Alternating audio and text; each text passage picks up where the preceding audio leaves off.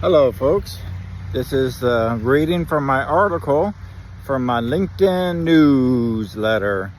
The newsletter is called The Journey to Be You. For me, it's about becoming the best of me and doing the best and being true to myself. And so these articles are a reflection of different topics that come up each week, and I post it. This article was posted on April 17th on my LinkedIn, and then the following week I read it on YouTube. I hope you enjoy them, and let's get going. This article is called The Inner Saboteur, Confronting the Voice That Keeps You Small. The voice inside my head. There's a voice inside my head. Maybe you've heard it in your head too. It doesn't yell. It rarely screams. It whispers. You're not ready yet. Someone else is already doing this better. You will look foolish. Why would anyone listen to you? For years, I didn't realize how loud that whisper had become. It crept into my decisions, disguised as logic or being realistic. It talked me out of starting projects I dreamed about, applying for opportunities I deeply wanted, or speaking up when I knew I knew something valuable to say. This voice has a name. It's the Inner Saboteur. It is fluent in the language of fear, shame, and limitation.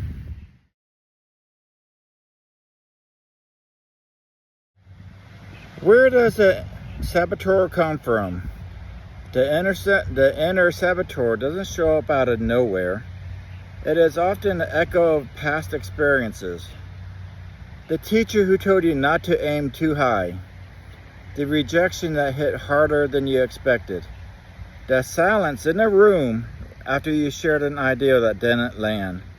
The societal messages that say people like you don't do things like that. It's crafted from our scars. But here's one thing, we can't let it write our story.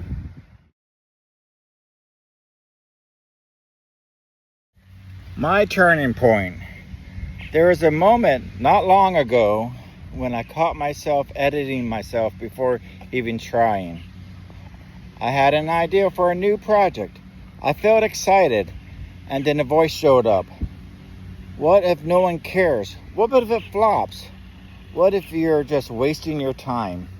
That day, I decided to respond differently. Instead of shutting down the idea, I let it breathe. I wrote it down. I gave it space. I took one small action toward it.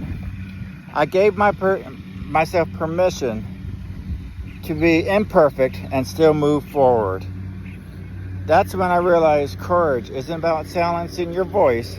It's about recognizing it and choosing to act anyway.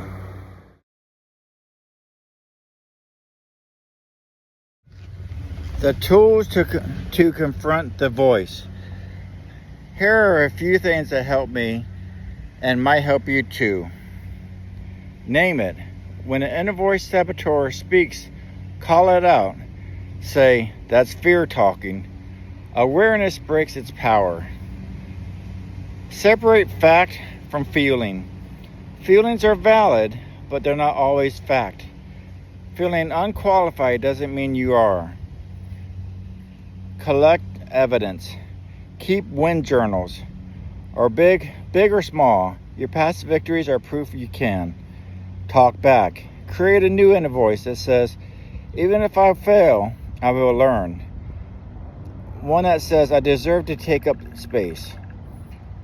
Take micro actions silenced out. Start small, but start. Confidence is built, not found.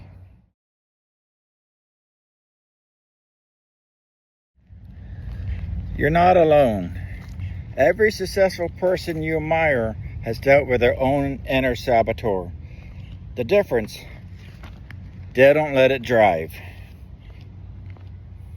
We all have that voice inside us, but we also have a louder truth. You're worthy. You're capable. You're allowed to grow, to shine, and to become. And when a voice tries to shrink you, remember, you're not here to play small.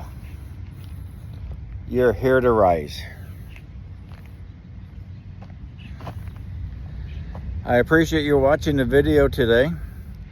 This is a very particularly interesting and impactful article for me, as I've had throughout my life many times when I had an inner saboteur strike me down and I let it overpower me.